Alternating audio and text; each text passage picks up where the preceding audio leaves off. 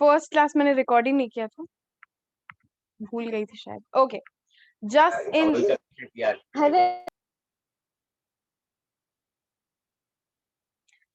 okay, just in REM. Now, the person who is entering into the contract has right in REM. Right in REM का मतलब है कि right जिस भी चीज में वो एंटर कर रहा है थ्रू द कॉन्ट्रैक्ट, उस चीज के ऊपर उस इंसान का राइट है। पहले वाले कॉन्ट्रैक्ट में भी यानी कि अद्रिका के पास भी राइट था, ठीक है, और इस कॉन्ट्रैक्ट में भी श्वेता के पास राइट है, ठीक है। अच्छा, नाम चेंज कर देते हैं वरना कंफ्यूज हो जाएंगे। ऋषि, ओके, ऋषि, ऋषि का एक प्रॉपर्टी है, इट्स इन गिरीश पार्क, और वो ऋषि का प्रॉपर्टी है, ठीक है। तो पहला वाला एग्जाम्पल पर्सनम का था और दूसरा वाला एग्जाम्पल रेम का ले रहे हैं, ठीक है। दिस इज फॉर ऋषि, यानी अद्रिका का भी राइट था, ऋषि का भी राइट है। अद्रिका का राइट जो है वो राइट इन पर्सोनेम है, और ऋषि का जो राइट है वो राइट इन रेम है। दोनों में फर्क क्या है? अद्रिका जो कॉन्ट्रैक्ट जिसके थ्रू वो एंटर किए है उसका राइट सिर्फ और सिर्फ एक इंसान पे, एक पर्सन पे, उसका राइट सिर्फ श्वेता पे है। बट ऋषि का right for the whole world है, यानी ऋषि अपना प्रॉपर्टी सेव कर सकता है for his sake. None of the person around him आके उसको ये बोल सकता है कि ये हमारी प्रॉपर्टी है। यानी एक एक इंसान के लिए ऋषि इज द मालिक ऑफ द प्रॉपर्टी, ठीक है। कोई भी आके उसका राइट इनहेरिट नहीं कर सकता है, इन्फर नहीं कर सकता है, ठीक है। Now this right is available to the individual against the entire world. पूरे दुनिया के अगेंस्ट उसका है ये राइट, ठीक है, मतलब पूरे दुनिया के सामने he is the owner and nobody else. अब ये individual, generally individual property right को प्रोटेक्ट करने के लिए होता है, वरना कोई भी आकर के बोल सकता है कि अच्छा ये घर में तो आप रह रहे हो तो क्या हुआ, ये आपका घर कैसे, ये हमारा घर हुआ। तो कोई भी आके ये नहीं बोल सकता है, क्यों? क्योंकि जिसकी प्रॉपर्टी होती है ना उसके पास जस्ट इन रेम होते हैं, ठीक है। अब देखो यहाँ पे एग्जाम्पल दिया है, यहाँ पे क्या एग्जाम्पल है, A has right in rem. A एक इंडिविजुअल है, उसका राइट इन रेम है with regard to his house, उसके घर के ऊपर।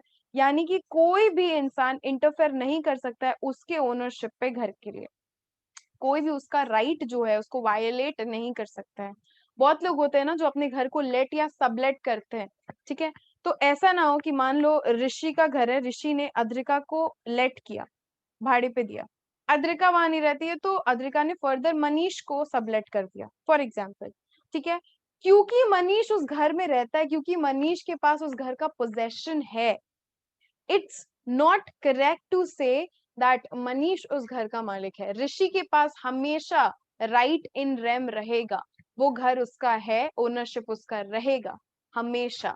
कोई भी आके उसके राइट को इन्फ्रिंज, खराब, वायलेट नहीं कर सकता है। Okay, I hope things are being clear. देखो लॉ को ना एक बार में पूरा नहीं पढ़ा जाता है, बहुत सारे सेक्शंस होते हैं। कभी कभी ऐसा होता है कि एक सेक्शन को पढ़ने में 2 दिन चला जाता है, और कभी कभी बहुत छोटे छोटे सेक्शंस होते हैं जो आप आराम आराम से पढ़ के फटाफट खत्म कर लेते हो। तो रश करने की कभी भी जरूरत नहीं है, क्योंकि आपको सब्जेक्टिव आंसर्स लिखना है। आप रट के नहीं जा सकते, और ना ये कोई कॉमर्स का चैप्टर है कि आप समझ गए और आपको लिख दिया आपने। यहाँ पे कीवर्ड्स बहुत इंपॉर्टेंट है। कीवर्ड्स, एक्सप्लेनेशन, प्रेजेंटेशन की सारी चीजें डे 1 से आपको समझनी पड़ेगी। बट पर्सोनेम पे इससे रिलेटेड एक एग्जांपल, पर्सोनेम पे तो मैंने आपको एग्जांपल दिया ही ना, कि अगर आप किसी से पैसा पा रहे हो, या फिर मान लो सबसे बेस्ट एग्जांपल है, फॉर एग्जांपल आपने के प्लस में रजिस्टर किया, ठीक है, के प्लस में रजिस्टर किया आपने, suppose for CA foundation law के लिए, ठीक है। डेमो आपको श्वेता ने दिया है, ठीक है, डेमो आपको श्वेता ने दिया है,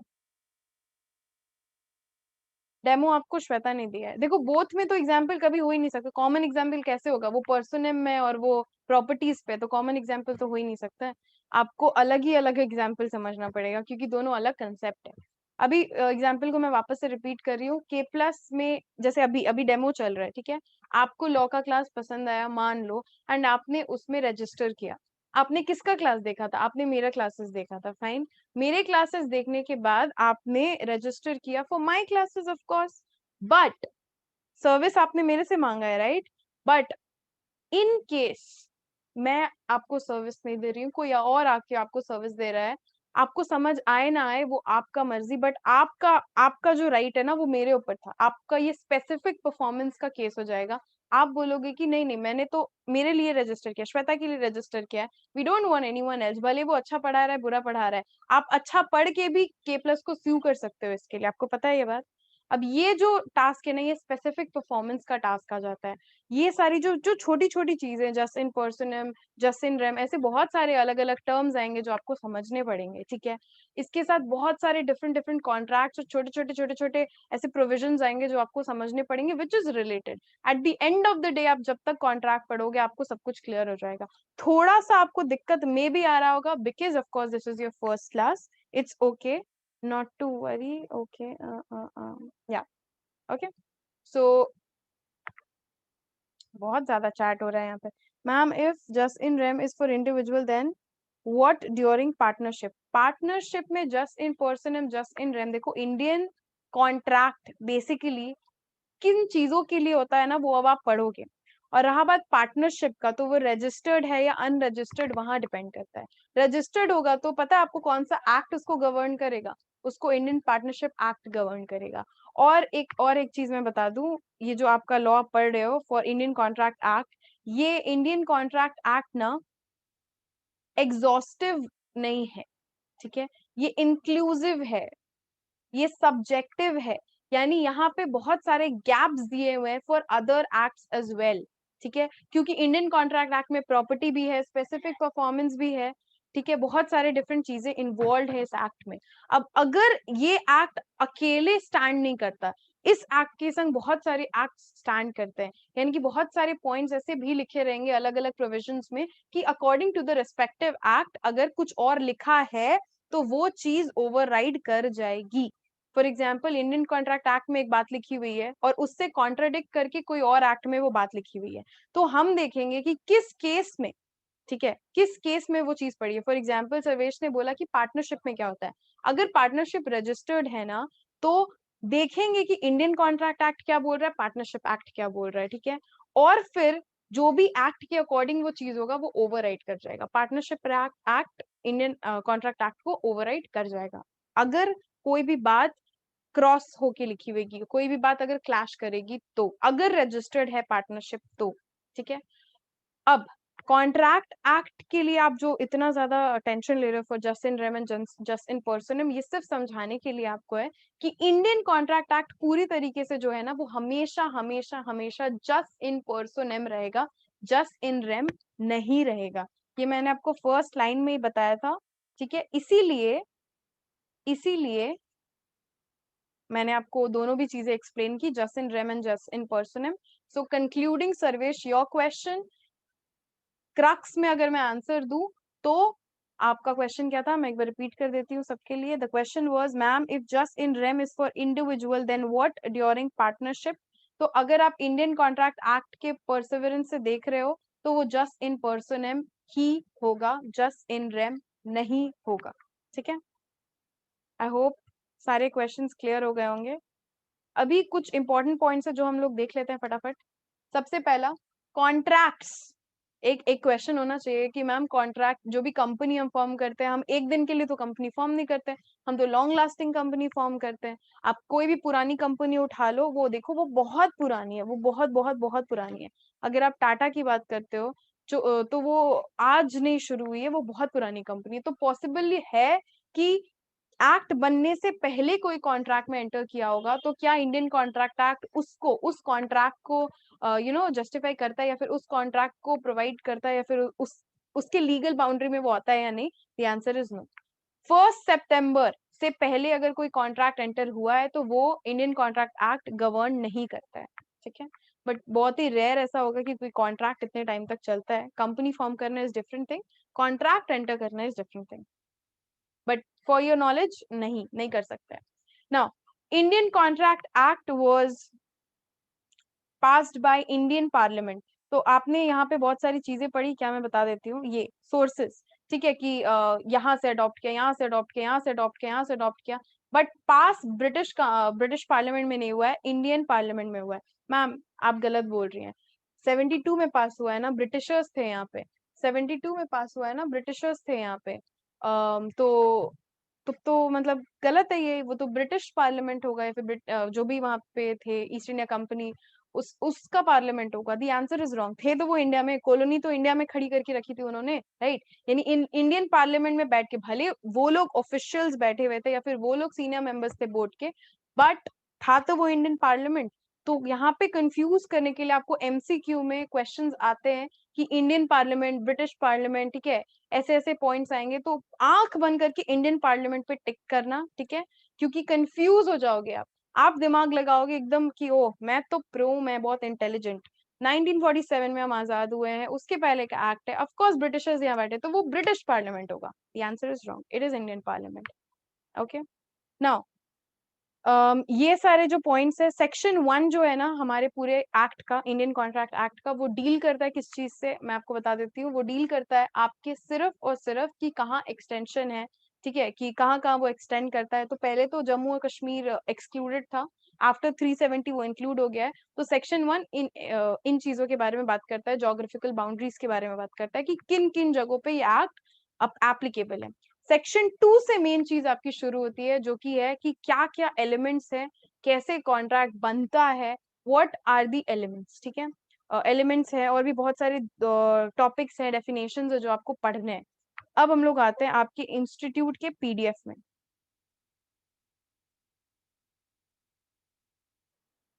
ठीक है। ये आपका इंस्टीट्यूट का पीडीएफ है, आई होप आपको दिख रहा होगा।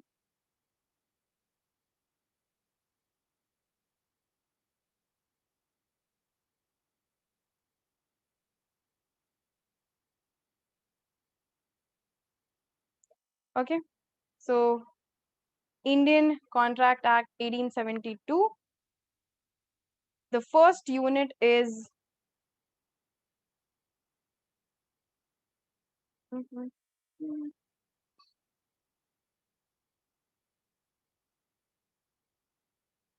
Okay, so the first unit is nature of contract, and इसके साथ हम लोग चीजें अभी पढ़ेंगे, लाइक कॉन्ट्रैक्ट में क्या क्या एलिमेंट्स होते हैं, जैसे कि मैंने बोला आपको, ठीक है। मैंने आपको जैसे कि बताया कि क्या क्या एलिमेंट्स होते हैं, व्हाट आर द थिंग्स, कितनी सारी चीजें होती हैं। आप इंट्रोडक्शन पढ़ोगे जहाँ पे आपको पता चलेगा कि मर्केंटाइल लॉ क्या होता है, उसकी इंपॉर्टेंस क्या है। यहाँ पे देखो सेक्शंस की बात की गई है, जैसे मैंने आपको बताया था कि पूरा जो सेक्शन है आपका वो है 238 सेक्शंस के आसपास, ठीक है, जिसमें से 1 to 75, यानी सेक्शन 1 से लेकर के सेक्शन 75 जो है वो किस किस चीज के साथ डील करती है, आपके यहाँ पे आपको दिख रहा होगा। Those are general principles of the law of contract, ठीक है, यानी कि क्या क्या बेसिक प्रिंसिपल्स होते हैं, उसके नेचर क्या है, क्या क्या चीजें हैं, वो सब कुछ सेक्शन 1 से 75 में डील होता है। और सेक्शन 124 से 238 जो पोर्शन है वो सेकंड पार्ट है, जहाँ पे स्पेशल काइंड ऑफ चीजें, जैसे कि आपका बेलमेंट, प्लेज, गारंटी और ये सारी चीजें। इनमें से बहुत सारे वर्ड्स जो आपने पहले कभी सुने होंगे, बट एग्जैक्टली क्या होता है और कैसे काम करता है रियल वर्ल्ड में, वो सारी चीजें आप इस पूरे के पूरे एक्ट में पढ़ोगे। मैम सेक्शन 1 से 238 इतना लंबा कैसे पढ़ेंगे? तो बहुत सारे सेक्शंस है जो आपको पढ़ने भी नहीं पड़ेंगे, ठीक है, क्योंकि वो वाइटल नहीं है, वो बहुत बेसिक सेक्शंस है, रीड करके हो जाएगा। और ऐसा नहीं है कि हर एक सेक्शन बारी से बारी आपका दिया रहता है। इंस्टीट्यूट के मॉड्यूल में भी बहुत चीजें फॉर्मेटेड होती हैं, बहुत सारी चीजें छाट के आपको दी हुई होती हैं, ठीक है, जो बहुत ज्यादा इंपॉर्टेंट है, आपको वही पढ़ने की जरूरत है। आपको इतना मोटा किताब दिया जाएगा लॉ का, जरूरी नहीं आपको वो पूरा पढ़ना है, ठीक है। It's every time you have to understand what to, you have, like, you must have that rationale in you, that what should you choose and what you should not। और वो रैशनली एक दिन में डेवलप नहीं होता है, law पढ़ते पढ़ते पढ़ते हैबिट डेवलप होती है। ऑफ कोर्स आपके गाइडेंस के लिए जो आपके टीचर्स रहेंगे, they will definitely guide you कि किस तरीके से चीजें होंगी। फिर आपको दिखेगा यहाँ पे कि first paragraph last line, that it extends to whole of India, मैंने पहले ही बता दिया है। जो जो चीजें मैंने आपको बताई है ना, ये पैराग्राफ में आपको वही सारी चीजें दिखेंगी। अभी आपको कुछ कुछ वर्ड्स दिख रहे होंगे, guarantee, bailment, pledge, quasi contracts, ये सारे आपको बताए गए हैं कि आपका जो सेकंड पार्ट है एक्ट का, उनमें इन चीजों के बारे में मेंशन किया हुआ है, और आपको इनके बारे में पढ़ना है, समझना है एग्जाम्पल्स के साथ। डरो मत, इट्स ओके, ठीक है, everything will be fine. This was just a demo class to introduce you how things are.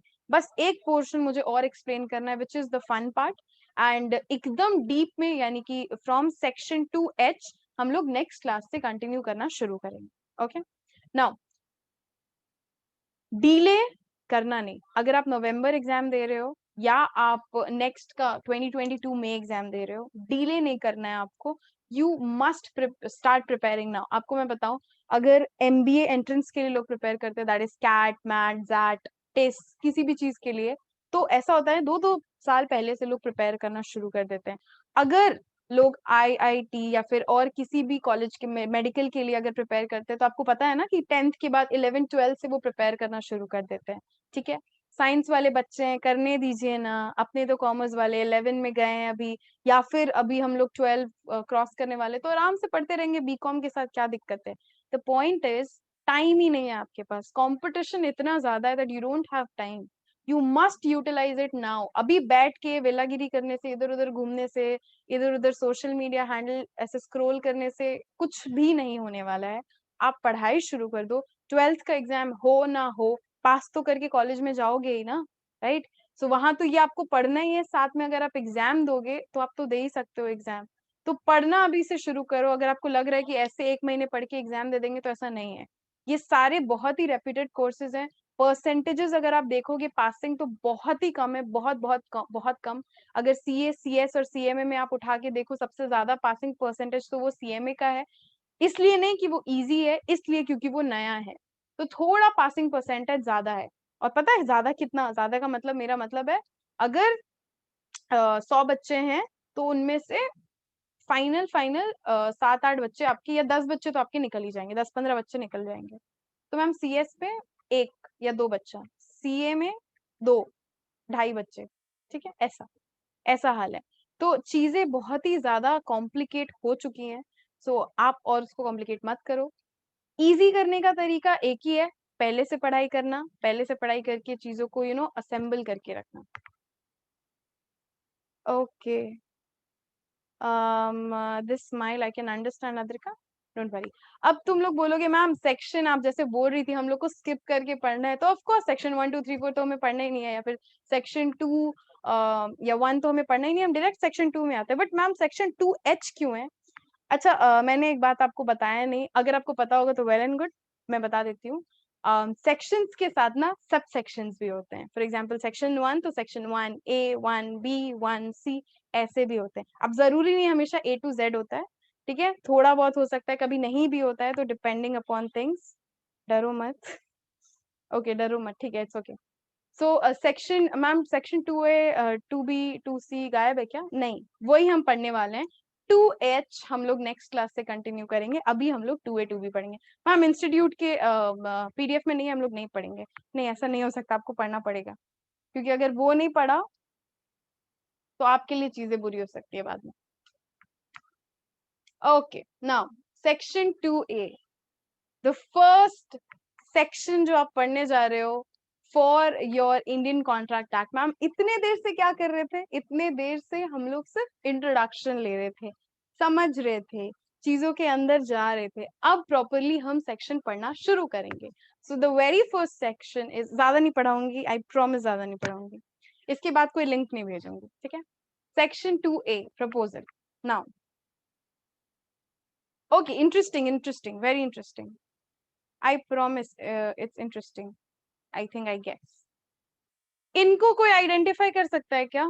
Chat box में फटाफट, क्विकली। नाम इनका बाइजूस है, इनका सरनेम बाइजूस है, इनका पूरा नाम चाहिए मुझे। एनीवन?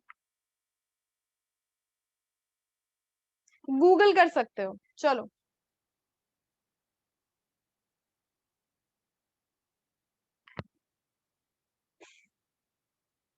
इसी बहाने थोड़ा जनरल अवेयरनेस भी हो जाए। चलो, mental exercise is important. Quickly, चलो, very good. So sir Byju's, ठीक है, सर बाइजूस उनका पोजेशन नेम है। तो इन्होंने रिसेंटली एक कंपनी को अक्वायर किया है, वो भी एक एजुकेशनल इंस्टीट्यूशन है। एनीवन? ये गूगल नहीं कर सकते, ये फटाफट बताना है। इन्होंने एक कंपनी को अक्वायर किया है। अन अकेडमी, ओ रे रे रे, नहीं नहीं, अन अकेडमी को नहीं एक्वायर किया है। अन अकेडमी तो इनका बहुत बड़ा कॉम्पिटिटर है। ना ना। Anyone else? Aakash, yes, correct, correct. अब चलो आकाश हो ही गया है तो एक बार पूछ लेती हूँ मैं। आकाश किन चीजों के संग डील करता है? एनीवन? आकाश किन चीजों के संग डील करता है? मेडिकल? मेडिकल क्या डॉक्टर्स प्रोड्यूस करते हैं क्या? IIT, JEE, very good, very good, very good, nice. Competitive exams में शॉर्ट में बोलूं, आकाश कॉम्पिटेटिव एग्जाम्स के संग डील करता है। परफेक्ट। चलो, यस, एग्जैक्टली। सो बायजूस ने आकाश को अक्वायर किया है। मैम, हाँ, बायजूस ने आकाश को अक्वायर किया है। अभी आप ये क्यों बता रहे हो हमें? रीजन है बताने का। इसको बोलते हैं, सबसे पहला चीज जो आपके कॉन्ट्रैक्ट में होता है ना, वो होता है एक प्रपोजल। देखो, एक इंसान दूसरे इंसान को और भी चीजों के मतलब और भी अलग अलग तरीकों से प्रपोज करता है। तो समझो, मिस्टर ए मिस बी को प्रपोज किए, ठीक है? थोड़ा सा ऑफ ट्रैक जा रहे हैं। मिस्टर ए मिस बी को प्रपोज किए, फाइन। सो यहाँ पे प्रपोजल वो वाला प्रपोजल नहीं है जो आपके दिमाग में अभी अभी आपने इमेजिन कर लिया, विरुष्का एंड नेहुदा व्या, वो सब नहीं। यहाँ पे टॉपिक आ रहा है कि प्रपोजल होता क्या है, ठीक है? आपको दो यहाँ पे पार्टीज दिख रहे हैं, पार्टी ए, पार्टी बी। ओ वाह, उल्टा है यहाँ पे, तो पार्टी ए आकाश है, पार्टी बी बायजूस है। But this is party A and this is party B, ठीक है? नाउ पार्टी ए एक ऑफर देते हैं, पार्टी ए एक ऑफर देते हैं, ठीक है, कि आकाश भैया, आपको हम अक्वायर करना चाहते हैं वर्थ ₹800 मिलियन। तो क्या आप अपने आप को हमें सौंपने के लिए तैयार हैं? ये एक ऑफर है, ये एक प्रपोजल है, ठीक है? मैम, तो प्रपोजल सिर्फ ऐसा कंसिडरेशन का हो सकता है? नहीं, प्रपोजल सिर्फ ऐसा नहीं हो सकता। प्रपोजल मैं आपको एग्जैक्टली दिखाती हूँ कैसा होता है। ये देखो प्रपोजल सेक्शन 2A, ये प्रपोजल सेक्शन 2A, ठीक है? नाउ यहाँ पे आपको क्या दिख रहा है मैं आपको बता देती हूँ। अभी आपको बड़ा दिख रहा होगा स्क्रीन पे। प्रपोजल होता है एक्चुअली एक ऑफर देना, वो इंटरचेंजेबल है, ठीक है? कोई भी किसी को कोई ऑफर दे सकता है। अब एक पर्सन बताए कि वो क्या ऑफर दे रहा है। वन पर्सन सिग्निफाइज, दो में से कोई एक ही ऑफर देता है, ठीक है? कि क्या क्या क्या सिग्निफाई करता है मैम? अपना मर्जी बताता है, अपना विलिंगनेस बताता है, अपना सोच बताता है कि उसको क्या चाहिए। टू डू और to abstain. Ma'am ma'am, do तो समझ आ गया, ठीक है, कुछ करने के लिए ऑफर देता है। या टू अब्सटेन का मतलब तो मैम कुछ नेग्लेक्ट करना हो गया, ऑफ कोर्स।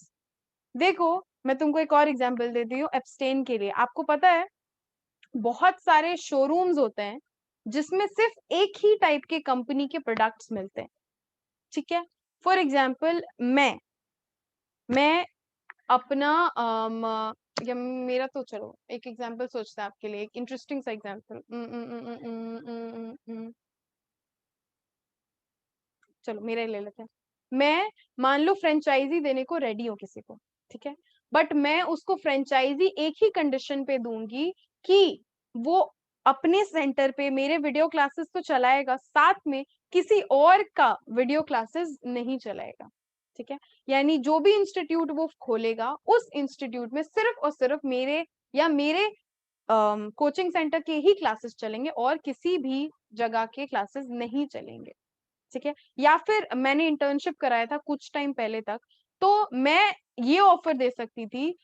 मैं वो पर्सन हूँ, one person signifies his willingness. मेरा विलिंगनेस था कि मेरे लिए के प्लस के लिए मार्केटिंग किया जाए, मेरा विलिंगनेस ये था।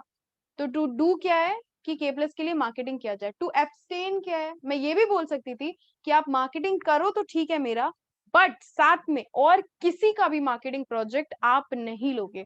फॉर एग्जाम्पल, अद्रिका अगर मेरा मार्केटिंग कर रही है तो अद्रिका और किसी का भी मार्केटिंग नहीं कर सकती है, ये मेरा ऑफर या मेरे प्रपोजल में इंक्लूडेड था। एब्सटेन मतलब किसी चीज को करने से मना करना, in short. For assent of other, assent of other मतलब सामने वाले के मर्जी के लिए, मतलब मैं प्रपोजल दे रही हूँ, ठीक है, बट वो प्रपोजल खत्म कब होगा या फिर वो प्रपोजल दूसरे स्टेज पे कब जाएगा, जब सामने वाले ने हाँ यानी असेंट अपना दिया तब ही। यानी हमारे एग्जाम्पल के अकॉर्डिंग बायजूस आकाश को ऑफर दिया या प्रपोज किया कि आपके कंपनी को मैं अक्वायर करना चाहता हूं इतने के वर्थ के लिए, ठीक है ना। ये हमें समझ आ गया मैम। नेक्स्ट, ओके, यहाँ पे देखो उसी का डिफाइंड वर्जन है, जो यहाँ पे इजी कर दिया गया है आपको, जो चीज आपके लिए एकदम सिंपल कर दी गई है। ये सारे की पॉइंट्स है बाय द वे, ठीक है। One person signifies his willingness to do और to abstain for assent of other. ये 4 वर्ड्स आपके आंसर में झलकने चाहिए। मैम ये कितने मार्क्स का आएगा? कभी आपसे ये नहीं पूछेगा क्वेश्चन में डिफाइन प्रपोजल ना, आपको कोई केस स्टडी दिया जाएगा, ठीक है, या फिर आपको कोई एक एक एक टाइप का क्वेश्चन दिया जाएगा मे बी, जिसके लिए आपको इन एलिमेंट्स को एक्सप्लेन करना है। तो मैम किसी और आंसर के लिए हमें ये आंसर का इतना सब कुछ याद करना पड़ेगा? आपको याद नहीं करना पड़ेगा। आप जैसे जैसे पढ़ते चले जाओगे ना, आपके दिमाग में अपने आप चीजें बैठ जाएंगी। बस एक चीज आपको रखनी पड़ेगी और वो है क्या पता है? कंटिन्यू रखना पड़ेगा अपने आप को। आपको रेगुलर रहना पड़ेगा, regular revisions, regular tests and reading, revising, very important, very important. Okay, next है promise. Section 2B is promise. Okay, promise क्या होता है मैम? अगर सामने वाले ने असेंट कर दिया, ठीक है, सामने वाले ने बोल दिया हाँ ठीक है मैं आपके प्रपोजल से रेडी हूं, तब तब तब और सिर्फ तब ही,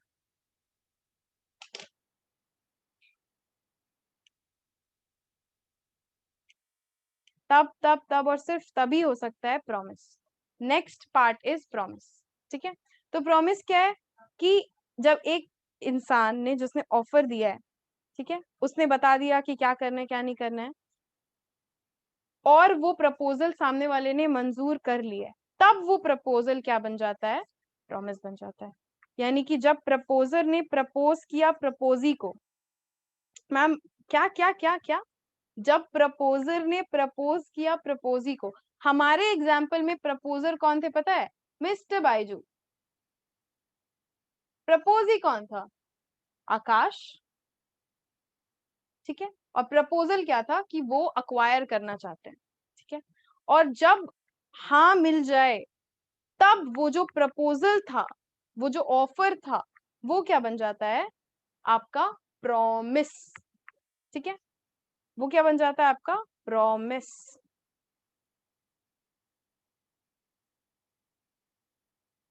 ठीक है। हाँ कर दिया इन लोगों ने, हाथ मिला लिया, एक्सेप्ट कर लिया, वो क्या बन गया? प्रॉमिस, ठीक है। That is 2B। यानी कि यहाँ पे प्रपोजर, प्रपोजी, ऑफर, ठीक है। अब जरूरी नहीं है 800 मिलियन पे ही उन्होंने माना होगा। चलो देखते हैं कितना मिलियन आपके यहाँ से निकलता है। मैंने तो 800 मिलियन बोला है, अभी देखते हैं क्या होता है वो। Section 2C is PNP ma'am, PNP, PNP is promisor and promisee. Section 2C बताता है कि प्रोमिसर कौन है और प्रोमिसी कौन है, ठीक है। इतना तो मैं आपसे एक्सपेक्ट कर सकती हूँ कि आप मुझे बता दो चैट बॉक्स में कि प्रोमिसर कौन है और प्रोमिसी कौन है। I am expecting this. कितना आप मुझे बता दो quickly, quickly quickly. I want the promisor and promisee, quick quick quick quick. You can use B for Byju's, A for Akash here. You can use that. Let's just see. Akash promiser, Byju's promisee. Promiser is A. Mm-mm. Hmm.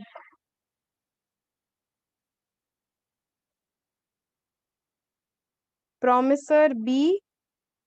Promise A. Promise कहाँ से? Promise तो हो गया, promise कैसे बोल रहे हो?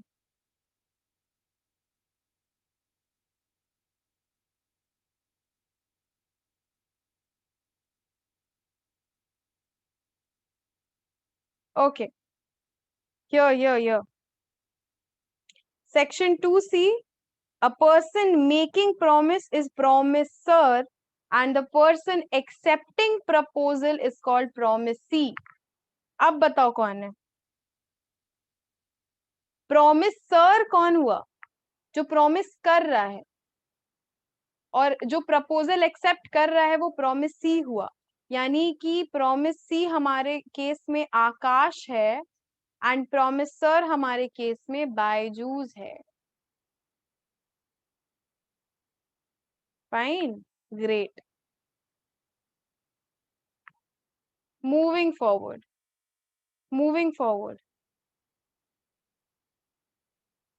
देखो चीजें ना कॉम्प्लिकेट होती नहीं है, इजी होती है, आपको बस समझना होगा। ठीक है, थोड़ा सा एकदम ये लगाओ, हो जाएगा। दिस इज प्रोमिसर एंड ये प्रोम। Okay, now the bestest part, consideration, which is 2D.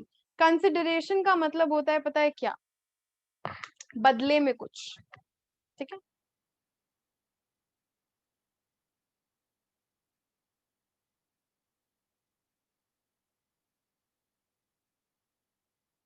something in return, something in return is consideration. Fine, now let's just see. अब मुझे बताना जरा, बायजूस ने आकाश को कितने के कंसिडरेशन में, कितने के बदले में अक्वायर किया है? अब देखो, कंसिडरेशन सिर्फ कैश अमाउंट नहीं होता है, कंसिडरेशन में बहुत सारी चीजें आती है जो मैं अभी आपको बताऊंगी। Okay, and I promise this is the last topic for the day. So Byju's ने आकाश को अक्वायर किया, कितने में किया? रुपया बताओ पहला, और सिर्फ रुपया कंसिडरेशन नहीं होता, और भी बहुत सारी चीजें होती है जो मैं आपको बताऊंगी। 950। ओ हो, किसी ने गूगल किया है यहाँ पे और गूगल सही निकला। It's exactly $950 million. $950 million. Exactly, it's correct. It's absolutely correct.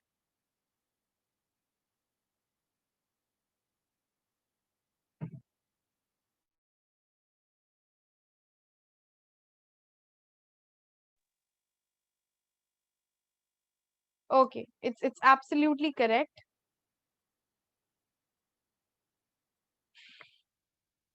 Perfect. अभी मैं बता देती हूँ कि कंसिडरेशन सिर्फ पैसे का नहीं होता और किन किन चीजों का हो सकता है। तो देखो, consideration is something in return, हमने ऑलरेडी देख लिया। When at the desire of the promisor, promisor के डिजायर के अकॉर्डिंग, प्रोमिसी या फिर कोई भी और पर्सन ने कुछ किया या कुछ नहीं किया। कुछ किया मतलब इसके अकॉर्डिंग कुछ किया, कुछ नहीं किया मतलब इसके बोलने पे नहीं किया। इसने बोला नहीं करो और उसने नहीं किया। ठीक है,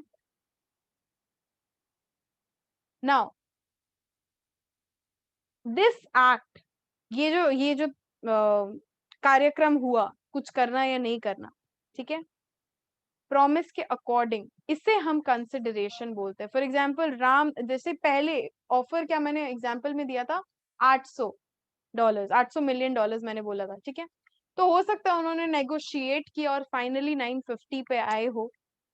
ठीक है, और फिर उस ऑफर को आकाश ने एक्सेप्ट किया। अब फाइनली ये कंसिडरेशन होता है, मतलब कि मैं आपके लिए कुछ करूंगा, मुझे बदले में क्या मिलेगा? Every human right now, I'll do this for you, but what will I get in return is consideration. Consideration सिर्फ monetary होना चाहिए ऐसा नहीं लिखा है। Consideration कुछ करना या ना करना दोनों भी चीजें इंक्लूड करता है। यहाँ पे कुछ एकदम बेसिक एग्जांपल्स दिए हुए हैं आपके। ठीक है, एकदम बेसिक, कि राम ने ऑफर किया कि हम अपना घर भेजेंगे सीता को इतने अमाउंट पे, और सीता ने मान लिया, तो कंसिडरेशन ये हुआ। और अच्छा, राम को कंसिडरेशन तो मिल गए, सीता को क्या मिला? घर। अब तुम लोगों ने मुझसे ये नहीं पूछा कि मैम बायजूस ने पैसे दिए आकाश को, ठीक है, तो आकाश को तो 950 मिल गए मिलियन डॉलर्स, बायजूस को क्या मिला? अरे बायजूस को कंट्रोल मिल गया आकाश के ऊपर। किसी को मतलब डिस्कस करना या फिर किसी को अगर पता है कि क्यों ऐसा हुआ, तो वेल एंड गुड। हुआ इसलिए कि क्योंकि बायजूस का सबसे बड़ा कॉम्पिटिटर अन अकेडमी है अभी के टाइम पे। बट बायजूस किसके संग डील करता है? बच्चों के संग फ्रॉम 6 to 12 डील करता है। और आकाश जो है वो डील करता है पता है किसके संग? कॉम्पिटिटिव एग्जाम्स और ये सब के साथ। अन अकेडमी फोकस करता है ज्यादा से ज्यादा आपके कॉम्पिटिटिव एग्जाम्स, आईएएस वगैरह, कैट हो गया, मेडिकल हो गया। इसके लिए अन अकेडमी आजकल एकदम वेब सीरीज निकाल रहा है एकदम ताबड़तोड़। अगर आपने देखा होगा एस्पिरेंट्स टीवीएफ के, या फिर अभी इसके पहले भी उन्होंने एमबीबीएस निकाला था डाइस मीडिया के संग। तो वो लोग वहां से एडवर्टीजमेंट वगैरह कर रहे हैं और उनको काफी अच्छा फैन बेस और ह्यूज ऑडियंस मिल रहा है। बायजूस पीछे छूट रहा था पहले आने के बावजूद। तो बायजूस ने एक तीर से दो निशाने मारे। सबसे पहला तो आकाश को अक्वायर करने से कॉम्पिटिटिव एग्जाम का पूरा बेस मिल गया बायजूस को। उनके फैकल्टी, नाम उनका, सब कुछ उनका रहेगा। बट वो बायजूस के कंट्रोल में है। दूसरी चीज ये कि आकाश के offline centres all over the country है। कोविड के लिए ऑनलाइन चीजें बढ़ गई होंगी, that is different thing, but ultimately on offline को कोई भी कभी भी, व्हाइट हैट जूनियर बायजूस का एक 100% सब्सिडरी है which deals with coding and stuff. और रहा बात आकाश, तो आकाश तो सारे आईआईटीज वगैरह और जितने भी कॉम्पिटिटिव एग्जाम है उनके लिए प्रेपरेशन करवाता है। और इंडिया में ऑफलाइन सेंटर्स उसके भरे पड़े हैं। सो एक तीर से दो निशाने। On this note, I'm ending this class. I hope you liked it, and do tell me your comments and stuff. Phone पे आप नंबर पे टेक्स्ट कर सकते हो मेरे को। This is my number. Class and होने वाला है अभी। I am not sending another link, so thank you everyone and have a really good night.